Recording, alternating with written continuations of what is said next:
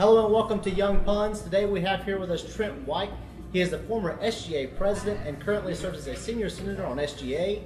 We also have with us Matt Hickman. He's a two-time SGA senator and is the former Chief Justice of the Judicial Council.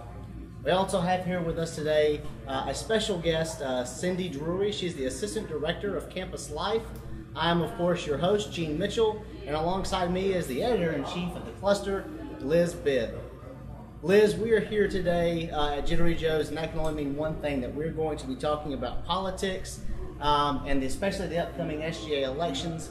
Yes, Gene, but first, here's a couple of headlines from news around Mercer's campus and around Macon. The New York Times reports the suspected gunman in Afghanistan, Staff Sergeant Robert Bales, was drinking alcohol prior to the alleged incident, which is a violation of the Military Code of Conduct. This report comes after several disturbing reports of possible mental troubles Bates was currently facing during his fourth deployment. The Cluster's Eric Brown reports on Newt Gingrich's recent visit to Macon. The former speaker delivered a 40-minute speech to a crowd at Hephzibah Children's Home in North Macon ahead of his Super Tuesday victory that recently happened in Georgia. Gingrich emphasized energy independence and national security and other issues that were important to his campaign. The New York Times reports that the top Allied commander in Afghanistan told Congress on Tuesday that he would not recommend further troop reductions until late this year. This course of action would put off further action in President Obama's removal of forces until after the 2012 election. The Cluster's Jackie Howard reports that Mercer housing is scheduled to change. Beginning in fall 2012, freshmen will be required to live on campus for 3 years.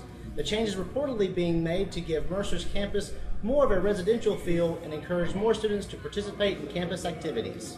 Cluster also announced this week this year's Bearstock bands. Headliners are Far East Movement and Yellow Card, and smaller acts include Mercer alumni The Key, Ocean is Theory, and the popular Macon band Judy and the Morning After. Well, you know, Liz, fortunately for us, we have the one person that would be able to tell us about that topic, and that's Bearstock. Cindy, you not only work at Mercer, but you're actually a student here at Mercer University prior to working here. Why don't you just go ahead and start off and telling us by, what is Bearstock, what happens at Bearstock, and what can we expect this year? Sure. 4 years ago, Quadworks started our annual Bearstock Festival, and it's grown every year since those 4 years. It's an annual music festival. It used to be just on Mercer's campus, and last year we transitioned to be on Town Square Park. It's a big community music festival all day. We have 10 to 12 different bands coming onto campus, as well as 2 big headliners. So we're very excited about this year's lineup. All right, and tell me something about how the bands get chosen for Bearstock. These are, 2 great bands. We're really excited about them. How does that process go, selecting and choosing? Yeah, so this year we sent out a survey to 2 different surveys to Mercer students. The first one went out in, I believe, early November with a list of 30 possibilities, and then also asking people to add in the option box other people they would like to hear. And from those options, we narrowed it down to the top 6 that were most favorable. And then from those 6, we had our top few choices. Our top 3 were really, within a few points of one another. We had 300 for one, maybe 32 and 92 for the next one, so they were really close. And we go off that survey as to who we would think would be best coming to Mercer.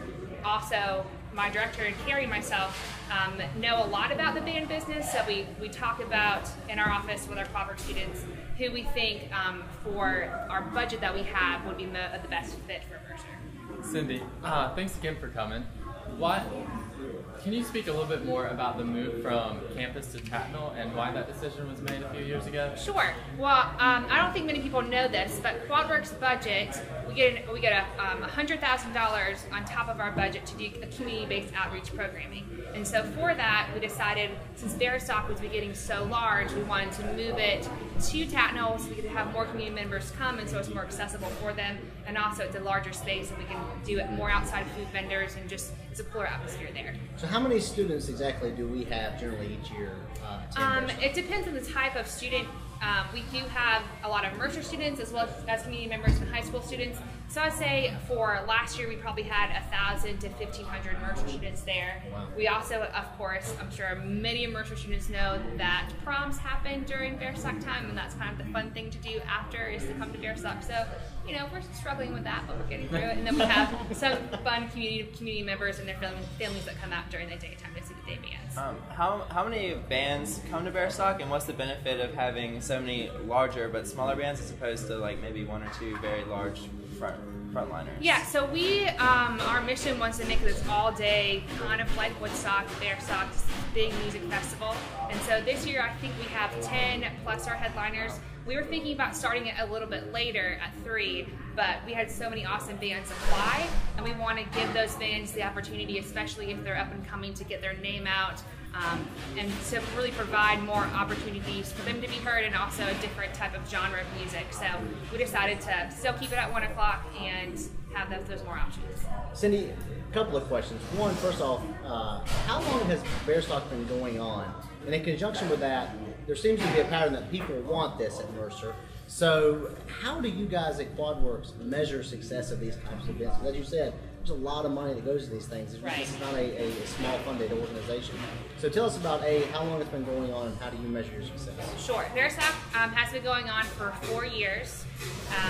Yeah, 4 years. Our freshman year. I thought our freshman We're year was freshman the year. first The one. first one, I think- thought that when, I thought it had been going on before. I was wrong. don't. This is my 3rd year doing it, and I think the first year was the year before I got here. So I believe that's the case. I could be wrong. It could be 5, but I thought it was 4.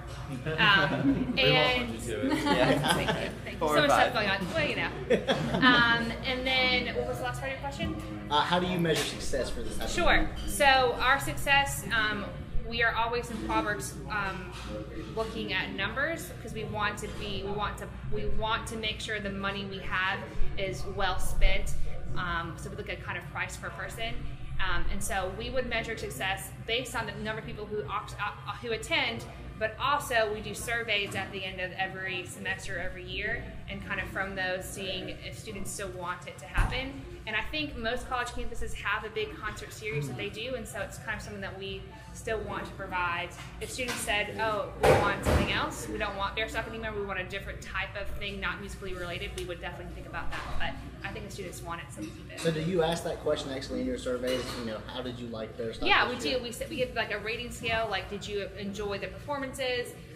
Who else would you like to see coming next year? Would you like to see Bear Sock change in any way? So that's something that we'll send out probably late April. Cindy, I want to ask, just kind of to shift a little bit, only because I know somewhat of your past while you were a Mercer student here, and I know you were on SGA while you were here I at was, Mercer. yes. You may or may not be aware of this, but the campaign has lengthened. It used to be when you were here 1 week and then 1 day of election, Right. and now it's gone to a full month or an entire week of elections. In your opinion, as a former SGA senator and now as the assistant director of campus life, and I believe you're also in charge of the Greek life, I am. how is that going to change the dynamic of not only just Mercer, but not just of the campaign, but Mercer as a whole?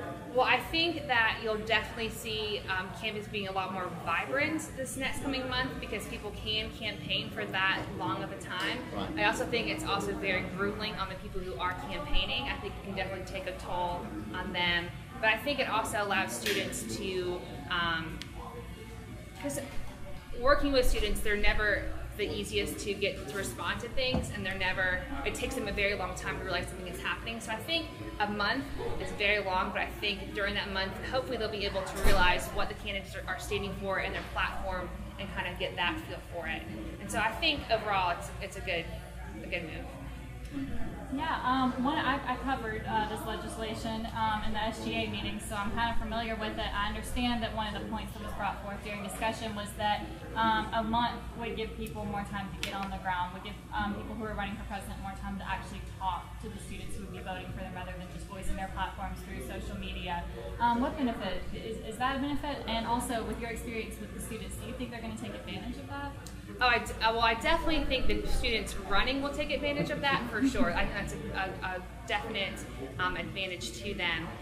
For regular Mercer students, I think you definitely have those students that are apathetic that kind of stay in their room. So I think it'll give the candidates an opportunity to go, floor to floor in residence halls and kind of talk to people and get their name out that way. And yeah, I do believe that in the long run it'll be the best. You've been here. You've been here much longer than we have, and you've seen a lot. Wow. But you're still beautiful. But you've seen more elections than any of us have, I'm sure. And the one complaint has been that I've heard about SGA elections is that the platforms don't differ much. One between each other, but also from year to year. Do you think that that's the case? Do platforms change? And if there are some repeating issues or goals that candidates want to accomplish, what are the ones that stick out the most? Right, so yes, I do think that we do see a lot of repeating platforms, but I think that's okay if there's a problem that's not being addressed and it's going to take a couple years to do that. I don't think it's a problem to keep working with that. One of the things that I remember when I was on SGA talking about, and I know it's a platform for I think both the candidates running, is student involvement in athletics, especially with the new football team coming up, and we talked about that 6 years ago when I was in student government. So I think that will always be a recurring theme. It depends on, depends on the type of student population coming into Mercer as what they want and the platforms that the students can run on. So. Well, Cindy, this has been fantastic, and thank you so much for coming on to speak with us today. Hopefully, we can get you on before the end of the semester because we're all graduating. So I know. But we're I can't believe it. I know, it's so exciting. But thank you so much for joining us, and hopefully, we can get you back on soon. Thanks, Gene. Thank you, guys. Thank you. Thank you so much.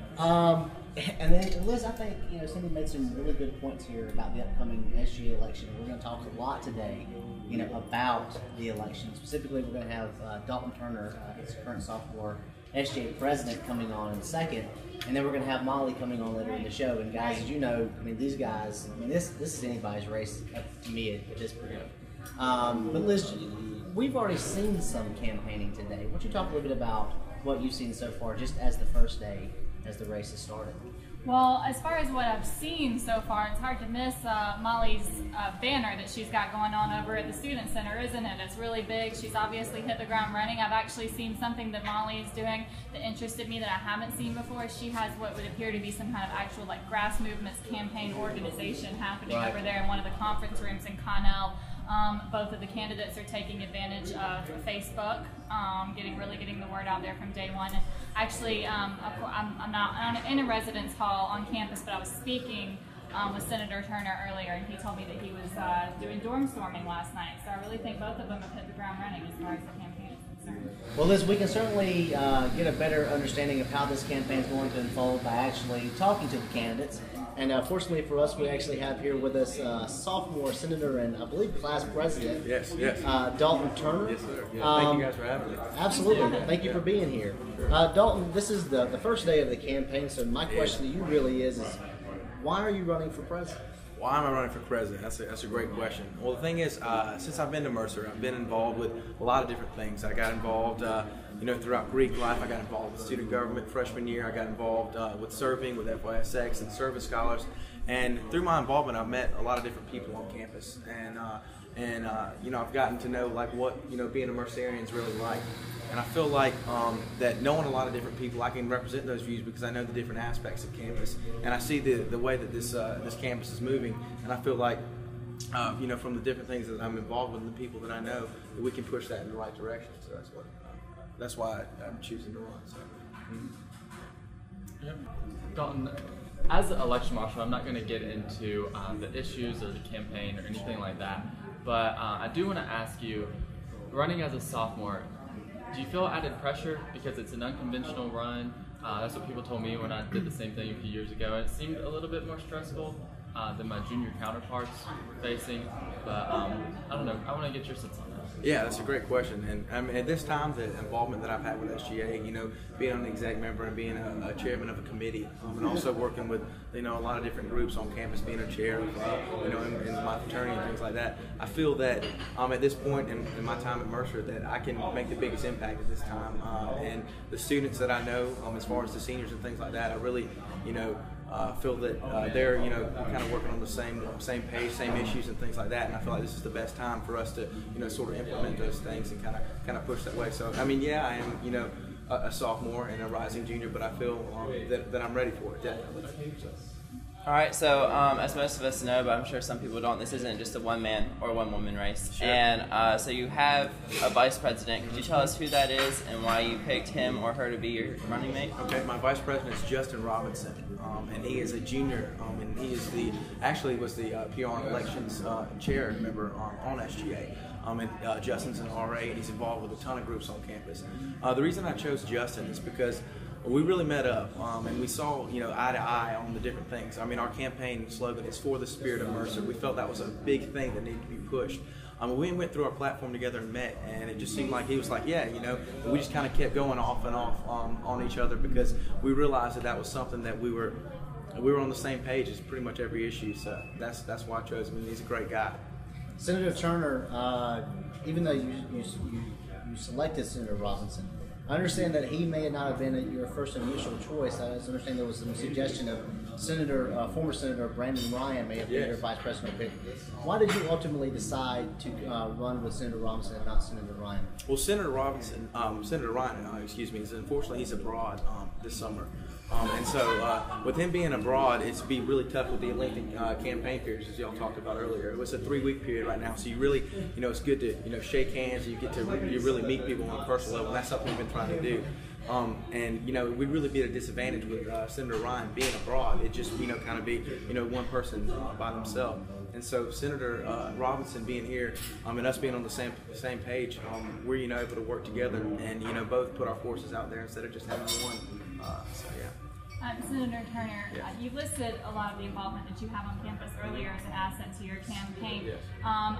Obviously, you have a lot of other time commitments other than SGA. Do you think that if you're elected president and your time commitment to SGA ultimately increases, that you're going to be able to balance all of those things? It's a good question, and I've talked to my boss in admissions, Megan Long, and I've talked to different people in my fraternity and things like that. And if I do get SGA president, I understand that I'm going to have to sort of drop some leadership positions or cut down on the involvement that I have because SGA president is such a large responsibility. So I'm definitely willing to do that, and the people that I'm involved with, they already know that I'm willing to do that. I don't mean to cut you off, but I know we're getting short on time, so I think we have time for at least one more question or one last question. And so we talked about your campaign and you for a little bit. Talk about your platform and what you're going to do for Mercer and specifically how you're going to implement things like turning the Bear Rock Cafe into more of a sports place. How are you going to implement these plans? Yeah, and our campaign slogan is "For the Spirit of Mercer." And I've talked with Dean Pearson, and Justin and I have over and over a few times at least about changing the Bear Rock, a place for students to hang out on campus, because I feel like we really don't have that sort of place where students can kind of hang out, just sort of shoot some pool and watch movies or things like that. And so students really want that, and we've talked about it, and he said that there is money, we just need the student backing to get involved with that. And another thing we want to do is the volunteering. There's some great volunteering organizations on campus like LEAP, and then we have STOP, and we have Service Scholars and APO. Why not have a committee on SGA where they can just coordinate with one another and just be like, okay, we're going to partner together, and SGA can use its resources to push that to the rest of the students. Another thing is recycling. I know Senator White really pushed the recycling program. And we have, a great amount of recycling bins on campus, but getting students enticed about that. We want to be a part of this program called Recyclomania. And in Recyclomania, it's where we're in competition with different schools, and they also give us incentives for our recycling, so students are able to tangibly see what we're recycling. And through that, we'll get things back, and they'll actually take our recycled goods and make it into something. So I think that's just something that really students want to see. And also with attendance at sports games. I'm the announcer at the basketball games, so I can really see sometimes the lacking of student attendance. So we just want to get students out there. We want to have a dorm storm committee. Every day we have games, basketball, baseball, and coming up, football. Just knock on doors, be like, hey, we got a game today, y'all come and check it out. And get the basketball players to come talk at freshman orientation at the beginning of the year. Senator Turner, those are fantastic ideas. Thank you so much for joining us today. Good luck on the campaign. Hopefully we can get you back at least one more time. If we have a debate, would you love to have a debate? I would love to have a debate. That'd be fantastic. That sounds fantastic. Let's get after it. Well, folks, when we come back, we'll be talking about the Republican primary and who will most likely be the challenger to President Obama. I think we've got some ideas on who that will be. So if you will, join us back, and we'll see you in a few.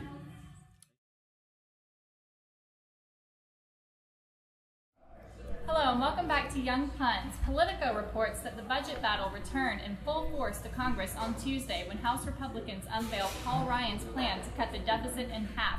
Senate Democrats are prepared to propose their own plan in rebuttal and point out the flaws in the Republicans' plan, but Ryan remains firm, causing concern that the government will once again end up in a deadlock. The Cherry Blossom Festival is blooming once again in Macon. Stephanie Calico, wow, what a phenomenal name, reports for the cluster. This is the 30th annual festival, and activities continue through Saturday, including a nightly concert, carnival rides in Central City Park, and a street party. A street party? Holy cow! On the final night of the festival. Politico reports that Restore Our Future, the pro-Romney super PAC, spent $9.9 million to slam Santorum in the media last month. The group spent $1.6 million attacking Newt Gingrich and only $52,000 in supporting Romney himself. Clint Eastwood was in Macon over Mercer's spring break. The cluster's Bryson Jones reported. Eastwood, John Goodman, Justin Timberlake, and Amy Adams shot scenes for their new movie, Trouble with the Curve, at several locations around Macon, including Mercer's Luther Williams baseball field. The set was closed, so hopefuls did not catch a glimpse of the stars. The New York Times reports that the U.S. will impose tariffs on solar panels imported from China after concluding that the Chinese government provided illegal export subsidies to manufacturers there. Well, thank you guys for coming back and watching us. We still have with us former SGA President Trenton White, two-time SGA Senator Matt Hickman, and of course the editor-in-chief of the cluster. Well, folks, we've been talking a lot about Mercer's presidential election race. And we'll get to speaking with sophomore Senator Molly Davis, who's running for president later. But we have got a lot of things to talk about just in terms of what's happening on Macon's campus. And I guess we can start with the actual campaign itself. We talked earlier about how the campaign has been lengthened severely, in fact, over a month. So I guess I'll start with Matt. Matt, how is this month-long campaign season going to affect the outcome or the race in general? I think it's a great piece of legislation. I know that I voted no for it, but it wasn't. It didn't have to do with the content of the bill. It had to do with my definition of the Constitution. But anyway, I think it's going well, and I think the purpose of the bill is great. I know it caused some hiccups along the way, but as does with any kind of change. And so, but I mean, I think it's great for the students. It's definitely going to allow people to senators are going to have to make a platform. They're not going to have to run on their face alone. They're going to have to say what they want to change, what legislation they want to propose. And I think it's going to be good for Senate because then you get senators on there that are motivated and will propose legislation. So instead of Senate just passing money, giving money to students, we're actually going to pass changes to Mercer. So I think overall, it's going to benefit the people running. It's going to benefit students, and it's going to benefit SGA as a body. Senator White, you have recently been placed as the election marshal because Senator Robinson, who was the election marshal, is running for office. Who was conveniently the sponsor of the legislation that we're now talking about. Yeah. From your standpoint, you actually had qualifications day yesterday. Yeah. How do you see this unfolding with the new longer schedule? I see. Well, we've already seen the presidential and vice presidential tickets take off day of to go ahead and get their names out there. And it's which is important for them to do. They need name recognition early to sustain long term. The Senate campaigns, I haven't seen much except for some buzz on Facebook, maybe some other internet buzzing going on. I've seen Bentley Hudgens put some stuff out, but other than that, yeah, not much. And I think that it's probably going to remain that way for a little bit. I think the Senate campaigns, for individuals who haven't thought long-term like the presidential and vice presidential candidates have about their platform, about their goals, about how they're going to campaign, I think they're just now getting into that frame of mind, and so it'll be maybe a week, a few weeks before we see them coming in. But what I do see the biggest change happening is that all candidates will have opportunity to be spotlighted in the cluster, possibly Young Puns. Fingers crossed. We can get Newt Gingrich, we can get those two guys, right? So media coverage, to talk about the people themselves and their issues. Liz, is that true? Is how you've got the website now? Oh, we're so excited. And we've got a month, so we're so excited. excited. The bi-weekly, how's that going to impact how you're going to cover this race? I mean, it's just going to give us a lot more time to give these candidates exposure, because in the past, we literally, because of the way that, well, the website you mentioned, and that is a big difference, because this time last year we were just getting our feet wet with the website. We did some really awesome coverage of the debate where we had some live tweeting and some live updates. That was really cool for us to do. Usually what we're doing as far as reporting is we're reporting the outcomes, and we're reporting, I mean, the debate happens, what, the night before? Just hard news. Right before, it's just hard news. This is happening. At this point, I have already had, it's interesting you were talking about senators. I've already had someone who's just running for senator approach me about an ad, about ad space in the cluster. I think this legislation came at a very good time as far as the cluster's prominence on campus. I really think people are aware of what we do at this point in time with the website. And with some of the awards that we've won recently, people really know who we are, and I think people are going to take advantage of it, and we're happy to let them. You know, I'm happy to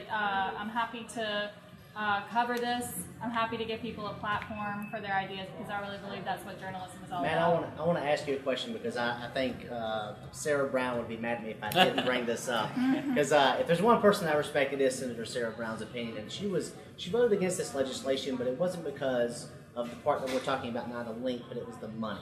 Right. There has been an increase of money. Presidential candidates can now use $750 as opposed to $500, and then senatorial candidates can now use $250. Right. Explain to us, in your opinion, how you think that portion will affect the campaign. I would have voted yes for the legislation if it was just that section of it. I think that the increase in money is great, especially given the long period of time that people had to run. And what I think is great is that we're including in-kind donations. Right. And we're including people that you can give money to the campaign. I think that is fantastic, because it allows students to be involved in the process, and it allows them to say, hey, I support you, here's how I support you, here's money. And that's a way to garnish votes, and it's a way for students who don't have a lot of funds to raise funds and really get out there and really meet people. Yeah. Fundraising is a large part of national politics. It's true. And some people see it as a bad thing, but I see it as a good thing, because you get out there and you meet people and you get people to support you.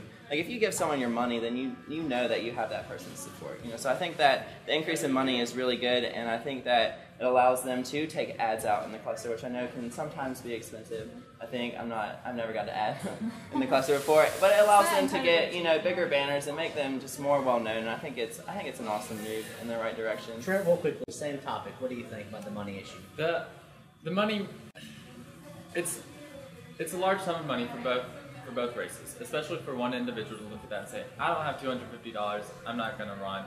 That's the fear that could happen. But I made it very clear at the qualifications meeting, don't feel like you have to spend that much money. If you can run a $0 campaign, and people have won doing that. So money is not the biggest deal when it comes to winning an election on SGA. However, I do agree with everybody here that raising the amount is important, because this legislation was written years ago, before any of us were even thought about going to Mercer, probably. Of course. Not you, because you knew you were going to Mercer since you were 5. That's true. But 30 years. Okay. It's like 30 years ago. But my point is... 26, okay?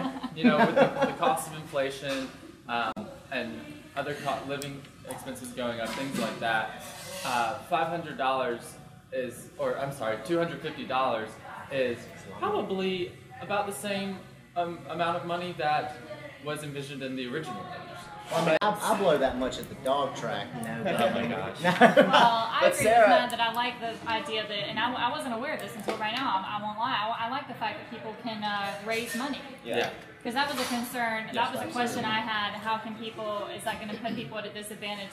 Not if you're allowed to raise money, then you're at no disadvantage. Senator Brown would probably want me to talk and share her opinion on this. We're good friends, so I'll go ahead and do that. Hopefully she won't be too mad. But her concern was that it doesn't put people on an even playing field. And so she wanted everyone to have the equal opportunity to be elected. And if you don't have good interpersonal skills, but you are a great senator in other aspects, then you won't get out there and talk to people as much as you should. And so it really can limit some people on what they can spend, as opposed to someone whose, I don't know, family makes a lot of money, or they have a lot of personal money, so they go, oh, $250, here you go, as opposed to someone who doesn't. So she just really wanted an even playing field for everyone run on, and I can respect that opinion. Well, I will tell you, those are all. I think legislation overall was fantastic when this one co-sponsored it with Senator Robinson, but I think those concerns are legitimate. I think the research shows that they're not actually practical because, as Trent says, the money in the long run doesn't really matter unless you're fundraising. So that's an interesting aspect. But we have a unique opportunity today to actually speak with a person who's going to be affected by that legislation, and that is sophomore senator and SGA presidential candidate Molly Davis. Hey, glad to be here. Thanks, Molly. Thanks for coming on, Yeah. Molly. Molly, just to go ahead and just get it right off the bat, I'm going to ask you the same thing I asked Senator Turner earlier. Okay. Why are you running to become SGA president? I've thought about this for a long time, and I'm running to become SGA president because I think that Mercer needs passionate leadership. And the goals that I've set forward to accomplish for Mercer and for Macon can be best achieved as SGA president. And I'm really looking forward to working in this office to achieve what I've set out to determine for the student body. Molly, you're the first woman to run for this office since Senator Amy Abel Kiker did, I believe it was 3 years ago. And of course, Trent and Jordan are both good personal friends of mine, and I know they've done a great job. But what do you think that you can bring to office as a woman? As a woman? Well, a lot of people on campus are women. The majority. Yes. And So they're I think underrepresented on SGA. Yes, and that's definitely something that I've thought about a lot. Who is represented on SGA? Women, as well as minorities. They're very underrepresented on exec and on the Senate body. And I just think that when you have, like Josh, like my running mate, he's obviously not a woman. And I think that's a nice dichotomy. You know, I think that together our leadership styles and personality styles will represent the student body a lot more holistically than other candidates might. I also hope that, although I don't have much influence except as a voter over the Senate body, I do have influence if elected over the executive board, and I hope to represent more women and minorities with those positions. Molly, as election marshal, I'm not allowed to talk about the issues or you as a candidate or anything like that, but I am allowed to talk about this topic, and I asked Dalton Turner the same thing earlier. Running as a sophomore, you're both sophomores this year. We've never, in my knowledge, never have two sophomores run against each other for SGA president.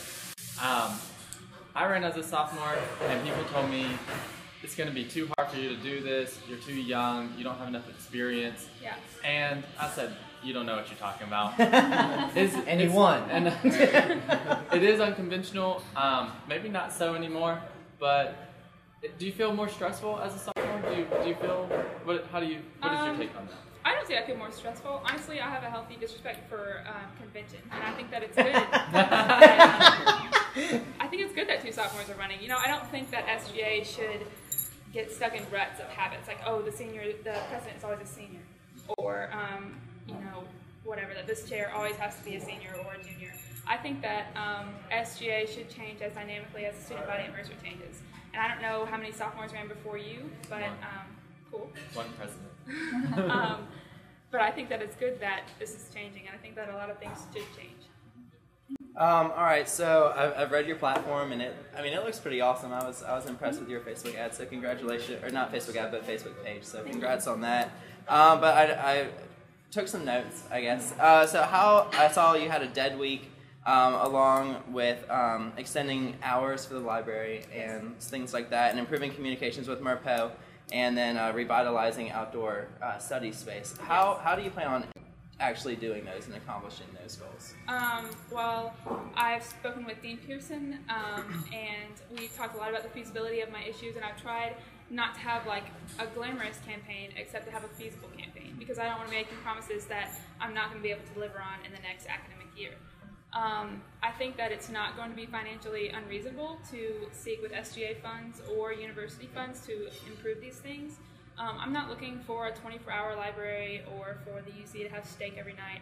I just want students to be able to study at noon on Sundays, and I want people to eat Chick-fil-A sandwiches on Saturdays. You know, I don't think that these are necessarily completely unfeasible things.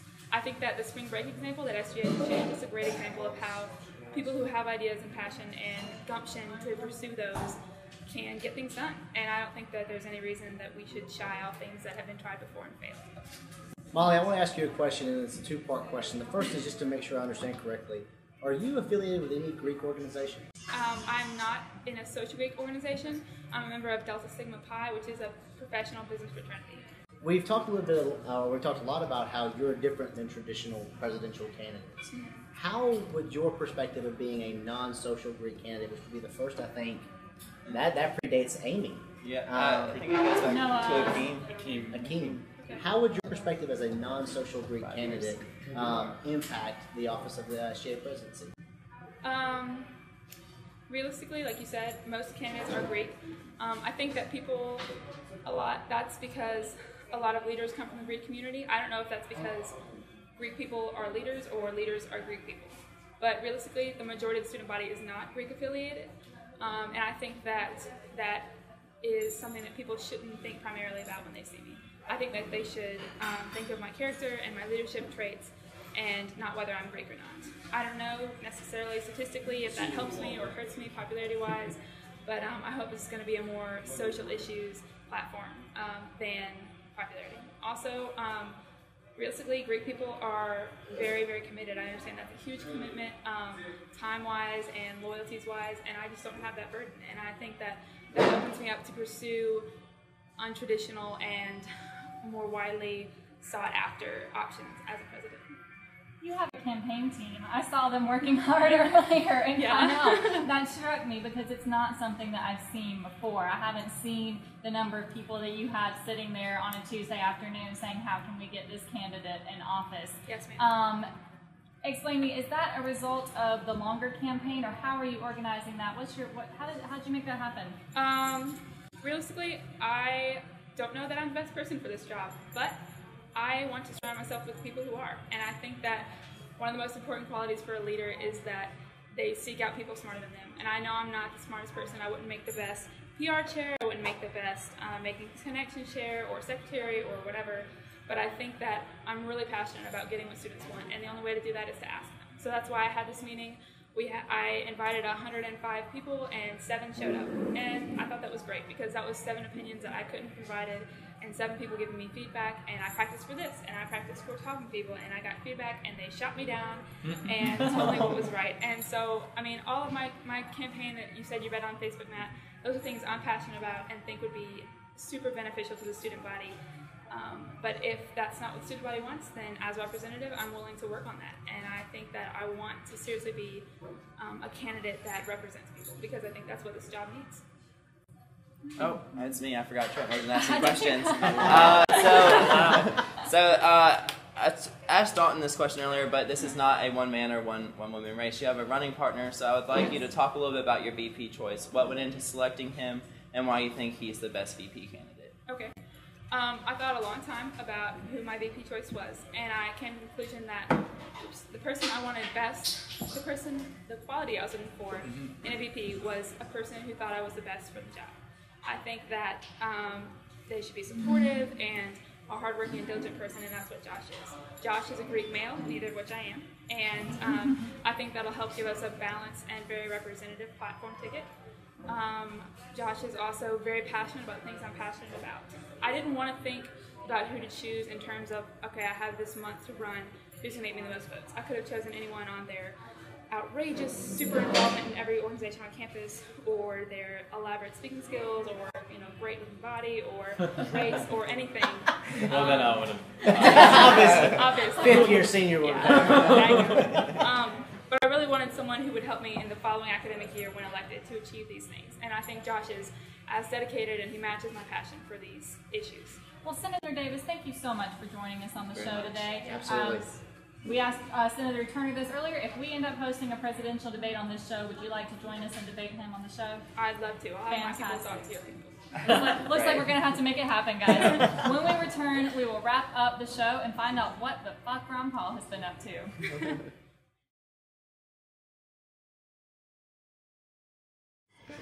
Well, welcome back to YoungPuns special edition of the Easter basket with all of our pastel colors. I'm your host, The Grass, and this is my assistant. Snake in the grass. These are your Easter eggs. Liz, why don't you go ahead and tell us what Ron Paul's been up to? Well, I know with all this hype for Romney, Santorum, and Gingrich lately, we are all really wondering what the fuck Ron Paul is up to. Why don't I let him tell you himself? I helped a fuzzy dude cut a piece of fruit, and when he was chewing on it, I mushed it and called an ambulance.